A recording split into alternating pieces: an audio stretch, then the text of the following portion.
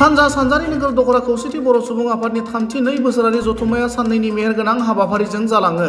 दिनै नैथि साननि हाबाफारियाव सानजा सानजारि नोगोर दखरा खौसेथि बर' सुबुं आफादनि आफादगिरि राजु बसुमतारिया मासि लानानै दैदेननाय गेवलां मेलखौ BKWSनि गाहाय मावफुं सोद्रोमा मिहिनीश्वर बसुमतारिया बेखेवनानै होयो। आरो बे हाबाफारियावनो गाहाय आलासि महरै मिरु खौसेथि बर' सुबुं आफादनि आफादगिरि मनरन्जन बसुमतारिया बाहागो लायो।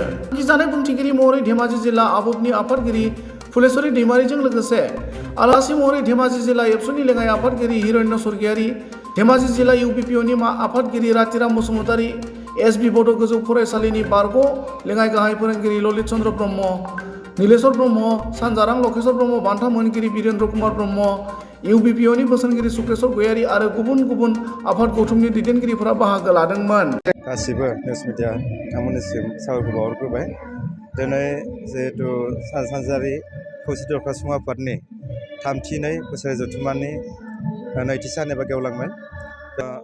आंथ' बुंनो थाङोब्ला जाबायदि सोलिबाय थादोंमोन रायजो राजानि जुदि हेफाजाबखौ मोनबाय थायोब्ला बिदिनो मोजाङै मावफुंलांबाय थानो नाजागोन। आरो जोङो खौसेयै जुदि बर' हारिखौ खौसे खालामनोबा जोङो गोजौआव जुदि थांखि नोजोरखौ सोनानै फोजौनोब्ला मोनफ्रोमबो बर' माहारियारि आफादफोरजों जयै खौसे आखाइ हमलायनानै जोङो हाबाफारिखौ मावलांनांगोन। आरो जों मावनाय जि थांखि लादों बेवहाय जोंखौ जोंनि सोद्रोमा बिथांमोन आरो गासै रायजो राजाफ्रा जोंखौ हेफाजाब होयोब्ला निस्सय जोंनि बर' हारिनि साननाय थांखिसिम जों सहैनो हागोन होननानै आं मिजिंथियो।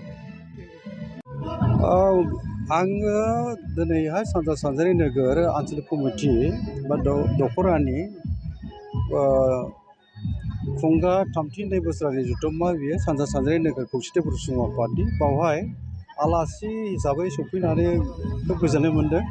हाबाफारिया साननैनि हाबाफारि लानानै बे महनपुर 3 नं महनपुरनि गेलेग्रा फोथाराव जादों।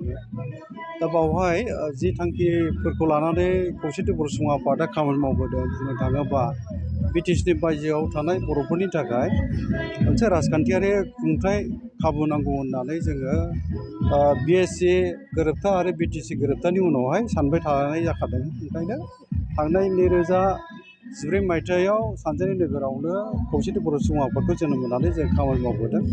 दा बे खामानि मावबोनायनि गेजेरजों जों थांनाय 2020 मायथाइनि 27 जानुवारियाव दुलाराय बर' फरायसा आफाद आरो NDPनि मोनब्रै हान्जा आरो खौसेथि बर' सुबुं आफाद जयै जोङो मोनसे बर'नि थामथि गोजोन गोरोबथा बेखौ खालामनानै लाबोनो हानाय जादों। आरो बे गोरोबथानिनो दफा बायदियै जोङो बुंनांगोन बर' कालसार मोनसे गावहां खुंथाया दिनै दाफुंजाफैबाय।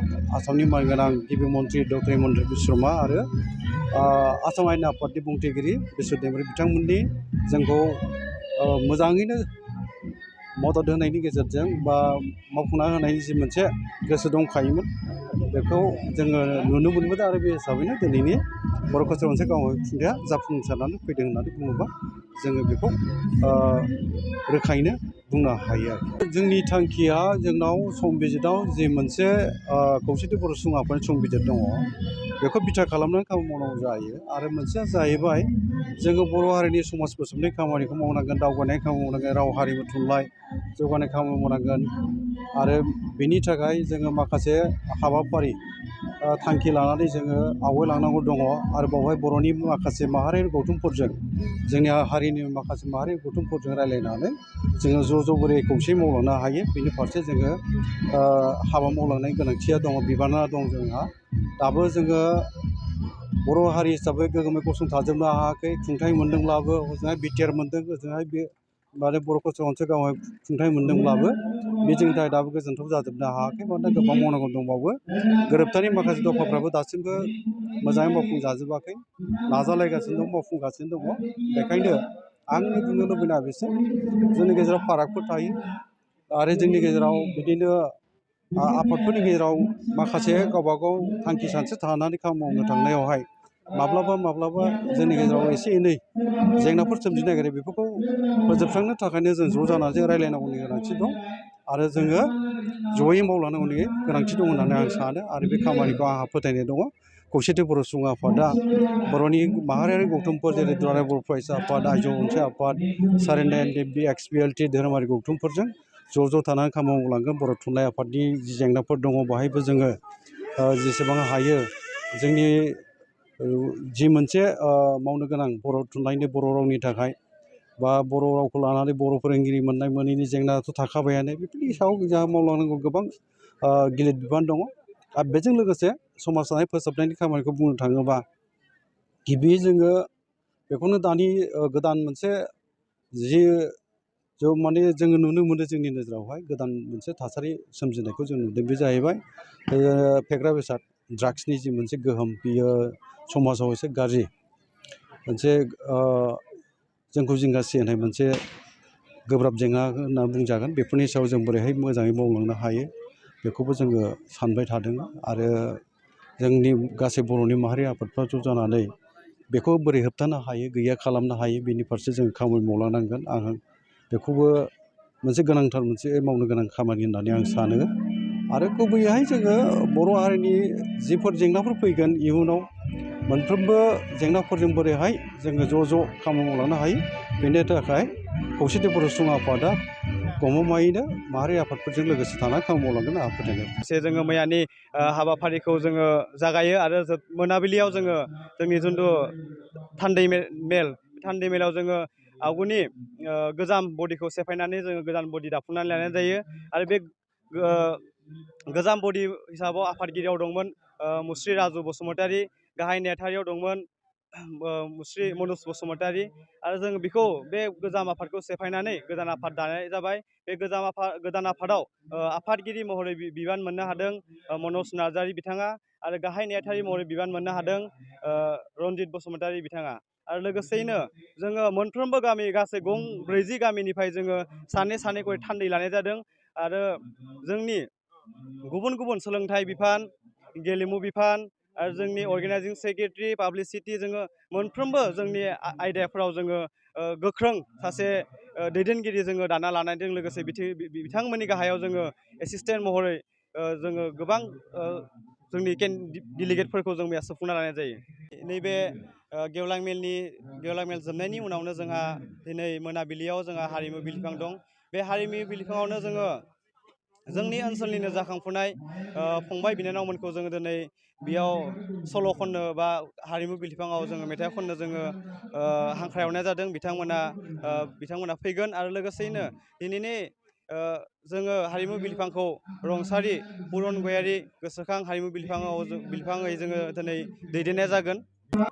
আজি যেহেতু সাঞ্জারি নগর মানে পূব সাঞ্জারি নগর আঞ্চলিক সমিতির তৃতীয় দ্বিবার্ষিক অধিবেশন এই ৩ নং মোহনপুরত যেটো আজি দুদিনীয়া কাৰ্যসূচী বৰ্ণাঢ্য কাৰ্যসূচীৰে সংযুক্ত বড়ো গণমঞ্চ ইউনাইটেড বড়ো পিপুলছ অৰ্গেনাইজেশ্যন যেটো সাঞ্জাৰি নগৰৰ যেটা আঞ্চলিক কমিটিৰ তৃতীয় দ্বিবাৰ্ষিক অধিবেশন এই অধিবেশনত মোক মুখ্য অতিথি হিচাপে আমন্ত্ৰণ কৰাৰ বাবে উদ্যোক্তাসকলে মই অশেষ ধন্যবাদ জ্ঞাপন কৰিছোঁ।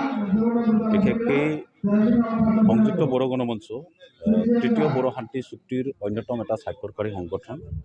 এই সংগঠন আমাৰ এই ধেমাজিতেই সাঞ্জাৰি নগৰতে জন্ম লাভ কৰিছিলে। গতিকে ইয়াৰ যিটো ভেটি আজি অকল ইয়াতে নহয়, ইয়াত একটা শক্তিশালী ভেটি আছে। শক্তিশালী ভেটি থকাৰ বাদেও অসমতো ইয়াৰ এটা শক্তিশালী ভেটি আছে। সংযুক্ত বড়ো গণমঞ্চৰ আজি তাৰিখত প্ৰায় 22টা জিলাত সংযুক্ত বড়ো গণমঞ্চৰ জিলা কমিটি আছে।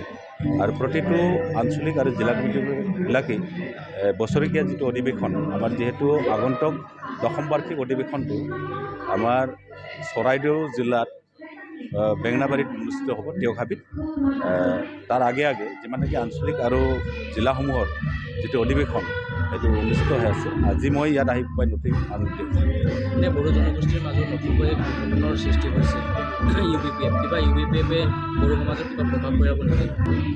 এনে গণতান্ত্ৰিক হিচাপে নতুনকৈ এটা ৰাজনৈতিক দল গঠন কৰা বা নতুনকৈ এটা সংগঠন কৰাটো ডাঙৰ কথা নহয়। কিন্তু আচলতে ধৰা পৰিব লক্ষ্য উদ্দেশ্যটো কি। আজিৰ তাৰিখত বহুতো বুদ্ধিজীৱীসকলে কৈছে বা আমাৰ যিবিলাক দিহা পৰামৰ্শ দি থাকে অভিজ্ঞ ব্যক্তিসকলে কৈছে যে নতুনকৈ আৰু কোনো অৰাজনৈতিক সংগঠন বড়োসকলৰ মাজত প্ৰয়োজন নাই বুলি বহুতে কৈছে আৰু সেইমতে মত পোষণ কৰিছে। আমাৰ ক'ব লগা নাই তেওঁলোকৰ লক্ষ্য উদ্দেশ্য কি আমি গমো নাপাওঁ কি কৰিব বিচাৰিছে। কিন্তু আজিৰ তাৰিখত তৃতীয় বড়ো শান্তি চুক্তি হোৱাৰ পিছত এই চুক্তিটো সম্পূৰ্ণ কাৰ্যকৰী কৰাৰ ক্ষেত্ৰত যিহেতু ভাৰত চৰকাৰে আমাক নিখিল বড়ো ছাত্ৰ সন্থা আৰু সংযুক্ত বড়ো গণমঞ্চ জইণ্ট মনিটৰিং কমিটি গঠন কৰি পেলাই ভাৰত চৰকাৰৰ গৃহ বিভাগ, অসম চৰকাৰ আৰু UBPO আৰু এপছৰ মাজত যিহেতু এই চুক্তিটো কাৰ্যকৰী কৰিবৰ কাৰণে আমাৰ এটা শক্তিশালী এটা কমিটি গঠন কৰিছে ভাৰত চৰকাৰে। সেই মিটিংবোৰত ৰিভিউ মিটিং হয় আমাৰ। এই ৰিভিউ মিটিংবিলাকত আমি প্ৰত্যেকবাৰে আমাৰ যিবিলাক বড়ো সমস্যা, সেই সমস্যাৰ ওপৰত আমি দাঙি ধৰোঁ আৰু এইটো যিমান পাৰে ইমান সোনকালে ক্ষীপ্ৰতাৰে তৃতীয় বড়ো শক্তি চুক্তিৰ যিবিলাক দফা আছে সেইটো কাৰ্যকৰী কৰিবৰ কাৰণে আমি ভাৰত চৰকাৰ আৰু অসম চৰকাৰক হেঁচা দি আছোঁ। তেনে ক্ষেত্ৰত আৰু নতুনকৈ এটা সংগঠন খুলি পেলাই যে ৰাইজৰ হকে যে কাম কৰিব পাৰিব, আমাৰ তাত অলপ সন্দেহ আছে।